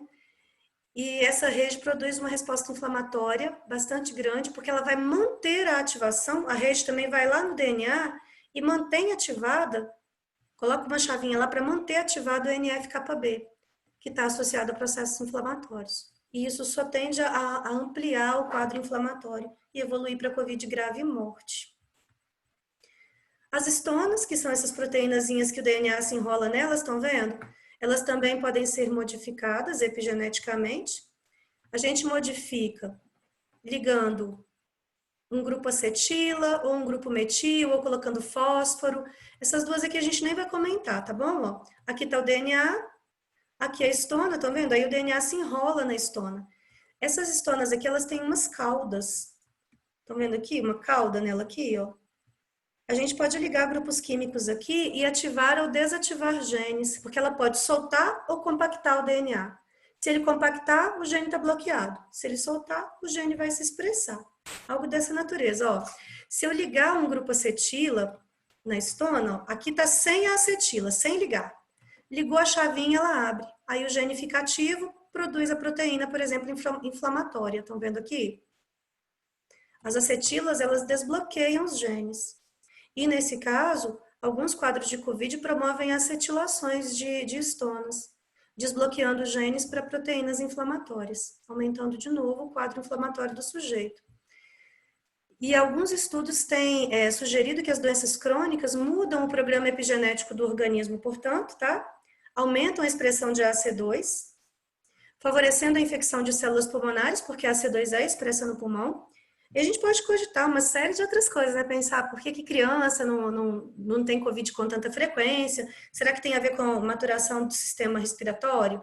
Será que tem a ver com o fato de os pré-púberes, dos meninos que ainda não entraram na adolescência, não terem aquela exacerbação da testosterona? Então, a gente pode aventar aí hipóteses, né? Para tentar explicar, para tentar descobrir o segredo das crianças, né?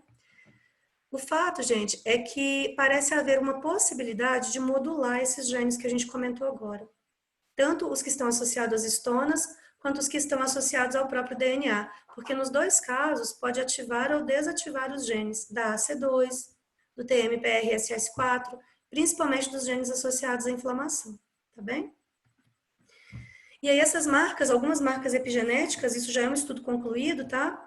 Foram encontradas no locus da AC2. Parece que a AC2 pode ser modulada mesmo epigeneticamente e explicar o aumento da gravidade da COVID nos pacientes com essas comorbidades que a gente comentou. Outro ponto importante, normalmente você trata a inflamação com drogas anti-inflamatórias. As drogas anti-inflamatórias não esteroides, elas inibem a atividade da desacetilase, ou seja, da enzima que desacetila a histona, que tira a acetila da histona. Se essa enzima não estiver funcionando, o gene da histona continua funcionando. E aí ele aumenta a expressão de AC2 e ele aumenta a expressão de proteínas inflamatórias. Então, observem que até o tipo de droga anti-inflamatória que vai ser administrada precisa ser pensado, porque ela tem potencial para modular epigeneticamente essa droga que eu estou ingerindo para aumentar a quantidade de proteína inflamatória que está sendo expressa, ou de aumentar as portas para que o coronavírus entre na minha célula.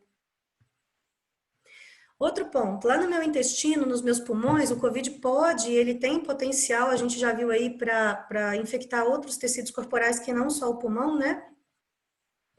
Existe um receptor chamado receptor aril hidrocarbono. Esse receptor é um receptor presente no intestino e nos pulmões, e se ele estiver regulado de modo equivocado, ele pode produzir inflamação intestinal.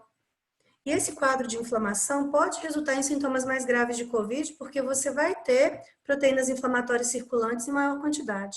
Então, ativar de modo equivocado esse receptor, ou produzir mais AHR no intestino do que o que seria o normal, pode bloquear uma resposta, por exemplo, imune inata, tá? E aí é fundamental a gente cuidar da microbiota, né? Cuidar do nosso intestino. Porque muitas das coisas que a gente vai comentar aqui, que a gente pode fazer para melhorar a nossa condição, estão associadas à absorção intestinal. Então, a microbiota, que são essas bactérias que vivem em associação com a gente no intestino, ela precisa estar bem cuidada. Seu intestino tem que estar funcionando bem, né? A ideia, então, a estratégia é a gente modular esses genes para que a gente tenha a resposta esperada, uma resposta positiva para nós, né? Outro gene importante nesse contexto, a gente está cogitando possibilidades aqui, tá? Mas eu imagino aqui que seja o MTHFR, que é o gene da enzima metileno tetrahidrofolato redutase.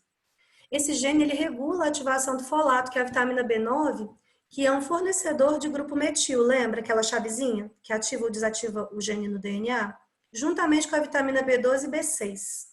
As pessoas que têm esse gene regulado de modo errado, epigeneticamente regulado de modo errado, ou que tem polimorfismo desse gene, ou tem alteração nesse gene, problemas nesse gene, no MTHFR, juntamente com a pouca ou baixa ingestão de vitamina B12, pode piorar o processo de metilação e levar a COVID grave. Porque se piora a metilação, aumenta a expressão de AC2, aumenta a expressão de TMPRSS2, de proteínas inflamatórias, né?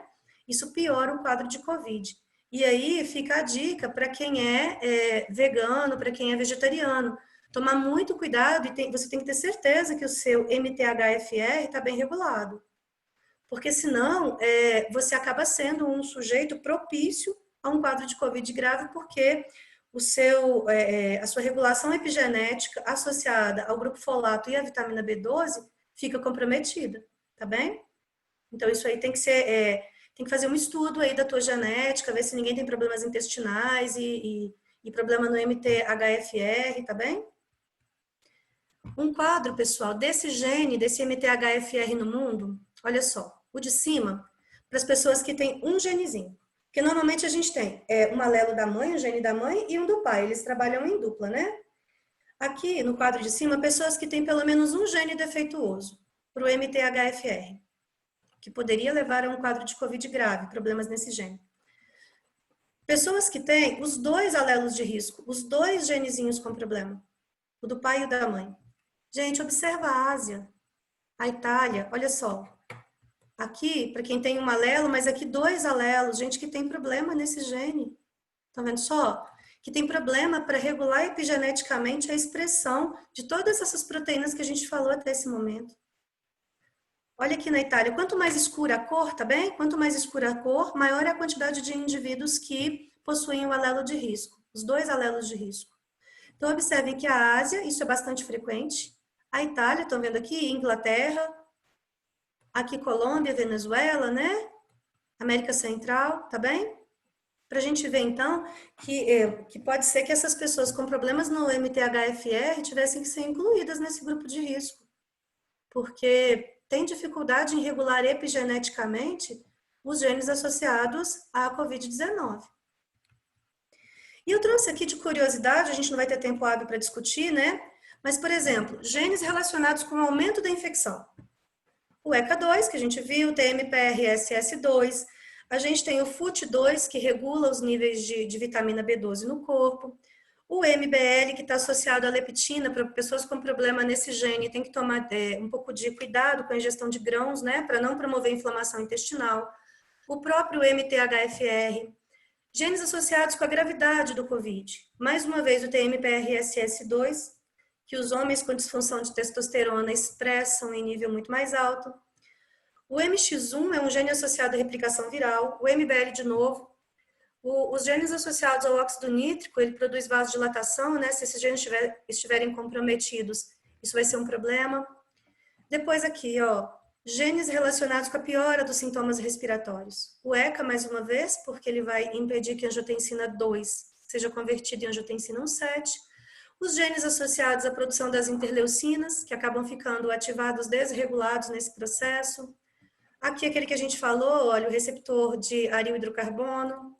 Genes associados com a tempestade de citocina, aquele quadro inflamatório mais grave, né? Característico das pessoas que têm comorbidades. Os genes da interleucina 6, inflamassoma, que é um complexo proteico associado à inflamação.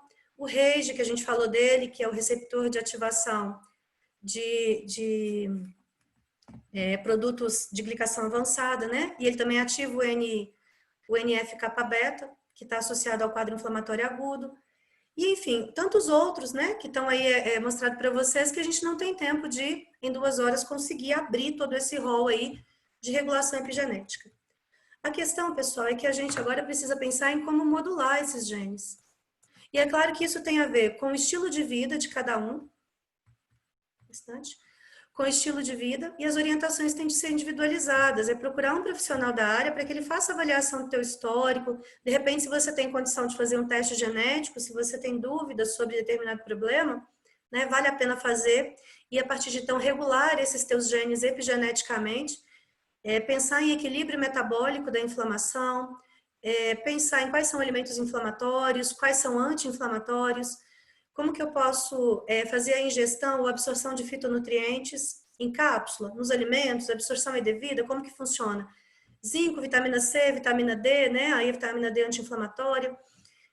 Como que eu posso agora tentar, do meu jeito, com o pouco conhecimento que eu tenho, trabalhar para ter uma vida um pouco mais saudável?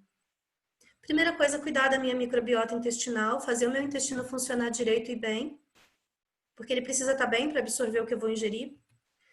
E aí, pessoal, é o que eu estou dizendo, as orientações são muito individuais, né? Não dá para a gente dar receita mágica, não tem receita mágica. A orientação é individual porque cada um tem um estilo de vida e tem um histórico genético e epigenético, certo? Mas a gente viu que o chá verde, por exemplo, ele modula a expressão daquelas proteínas que nós comentamos, né? Ele tem a epigalocatequina 3-galato, que vai ajudar a modular principalmente processos inflamatórios, tá? Ele vai trabalhar aí como um anti-inflamatório. A cúrcuma, que é o açafrão, também é um potencial, um potente anti-inflamatório, ela tem um pouco de dificuldade de ser absorvida no intestino, e aí precisa ver estratégias para absorção, né? Algumas pessoas misturam no azeite, porque ela é lipofílica, né? Algumas pessoas misturam no azeite, existem cápsulas, enfim. Mas isso aí tem que ser trabalhado de modo individual. A quercetina, presente aí, por exemplo, na casca da maçã, na casca da cebola, ela normalmente melhora a sintomatologia da COVID, porque ela tem efeitos anti-inflamatórios bastante eficientes, e ela modula o sistema imunológico, sabe? De modo muito eficiente, modula a expressão daquelas proteínas do sistema imunológico, e aí reduz ou atenua a produção das citocinas inflamatórias. Ela diminui o processo inflamatório, né? E a gente poderia falar de várias outras coisas. Por exemplo, a gente poderia falar do cacau, né? Não esse chocolate de açúcar que a gente consome, mas o cacau. Vamos pensar um chocolate de 70%, ou a própria amêndoa. É um potencial, um alimento que tem um potencial antioxidante tremendo. E aí ele diminui aquele estresse oxidativo, portanto diminui a resposta inflamatória. E trabalhar com o que você pode fazer agora. Modular a sua respiração você pode, né? Quando você pratica uma respiração consciente, uma respiração mais tranquila, você mexe no seu sistema nervoso parasimpático, que é esse que não está sob controle da consciência, e você traz esse sistema de volta para o eixo. Uma outra coisa passível de se fazer é dormir bem. Se eu durmo bem, eu diminuo o estresse oxidativo. Primeiro ponto, diminuo o quadro inflamatório. E o sono ele tem que ser um sono natural, um sono sem essas medicações, né? Vez ou outra, tem gente que até usa porque não está conseguindo mesmo, mas tentar que seja um sono natural. Porque se você toma essa medicação para dormir, você encurta a fase 4 do seu sono, que é a fase NREM, onde você sonha, né? E aí o seu sono ele não é de qualidade, ele não traz todos os benefícios que poderia trazer. Trabalhar com higiene luminosa. O que é isso? Pensar no espectro azul da luz, porque ele ativa a liberação de serotonina e melatonina. Levantou de manhã, abre a janela, olha para a luz. Vai dormir? 2 horas antes de se deitar, diminui a luz. Faz uma higiene luminosa para você dormir bem, para você ter os efeitos de um sono legal, para você diminuir o estresse oxidativo. Privação do sono é um veneno, tá bom? Meditação, para quem quiser eu tenho o link, tá? Posso mandar o link de meditação, ainda não fiz, vou fazer. A meditação, ela trabalha com a transcendência da mente, né? Ela ativa uma outra forma de pensar. Ela diminui, pessoal, a ação do que a gente chama de mente antecipatória. Ela diminui a ação do córtex pré-frontal, ali na parte dorsolateral, que é aquela parte do cérebro que está associada à memória de trabalho, aquela coisa maçante, sabe? Ela diminui essa atividade. E com essa diminuição, melhora a neuroplasticidade. O que é isso? Áreas do seu cérebro que antes não se comunicavam, agora elas vão se comunicar. Isso melhora o teu nível de pensamento, o teu nível de cognição. E com isso melhora a saúde como um todo, né? Andar descalço de 15 a 20 minutos por dia. 15 a 20 minutos do dia com os pés na terra diminui a inflamação, diminui dor crônica, diminui estresse. Estresse também está associado àquela questão dos agentes oxidativos, que aumenta a inflamação. Melhora o sono, melhora o fluxo sanguíneo, né? De 15 a 20 minutos por dia, pezinho no chão, aí ajuda muito. Pensar a partir de agora no seu estilo de vida, que você pode modular os seus genes para o bem, fazer com que genes ruins sejam bloqueados e genes bons sejam ativados. E é isso. É lembrar que a força está com você, né? É você quem tem que fazer agora os seus genes bons se ativarem e os ruins ficarem em stand-by, né? E modular isso agora, principalmente nessa época de pandemia. Eu vou descompartilhar, meninos, e aí estou aberta a perguntas. A gente tem aí mais 15 minutos, tá bom? Vamos lá. A Débora está aqui assim, como fazer isso tendo aulas remotas? Boa, Débora, tem que achar um tempinho, viu? Hoje eu caminhei de manhã, andei horrores de máscara, aqui em cima, na serra, né, para não ter muito contato com pessoas, por causa da Covid. A Michelle está falando que anda o dia inteiro, de pé no chão, Michelle. Pessoal, eu estou aberta a perguntas, se vocês quiserem comentar, perguntar, de repente esclarecer alguma dúvida, tá bem? A gente tem aí alguns minutinhos de crédito.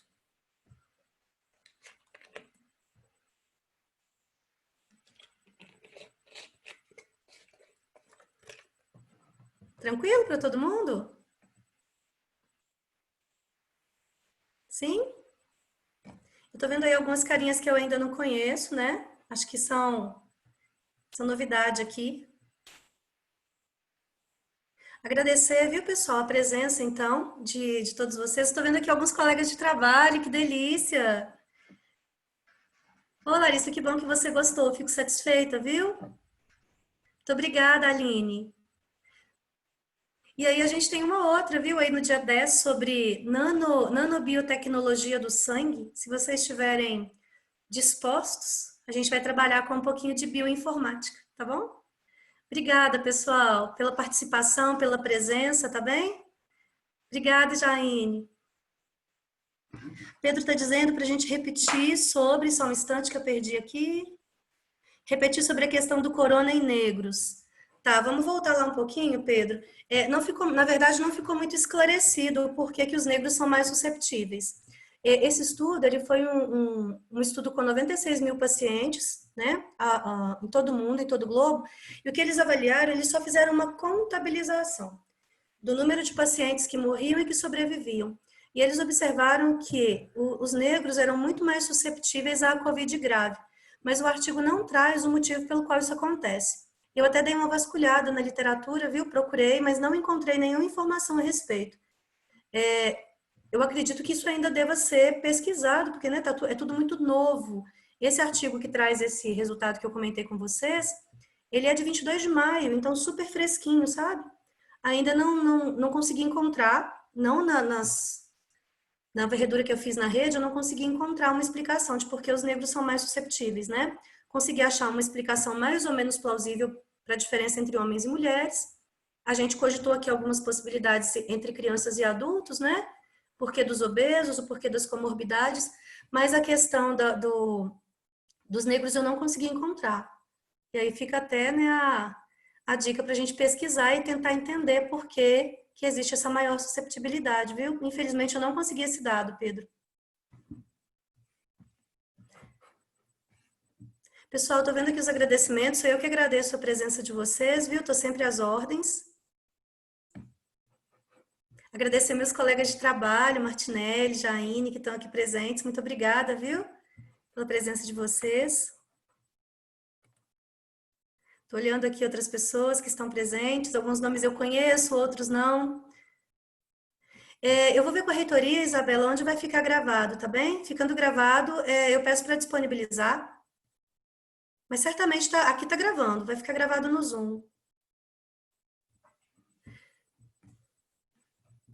Pessoal, então, não havendo dúvidas, né? Dá um tempinho para vocês lancharem, porque às 7 tem aula, não é isso? Muito obrigada a todos os presentes, viu? Aos meus pupilos, aos não pupilos, aos colegas de trabalho, aos amigos. Até dia 10, tá bem? Um abraço. Um abraço.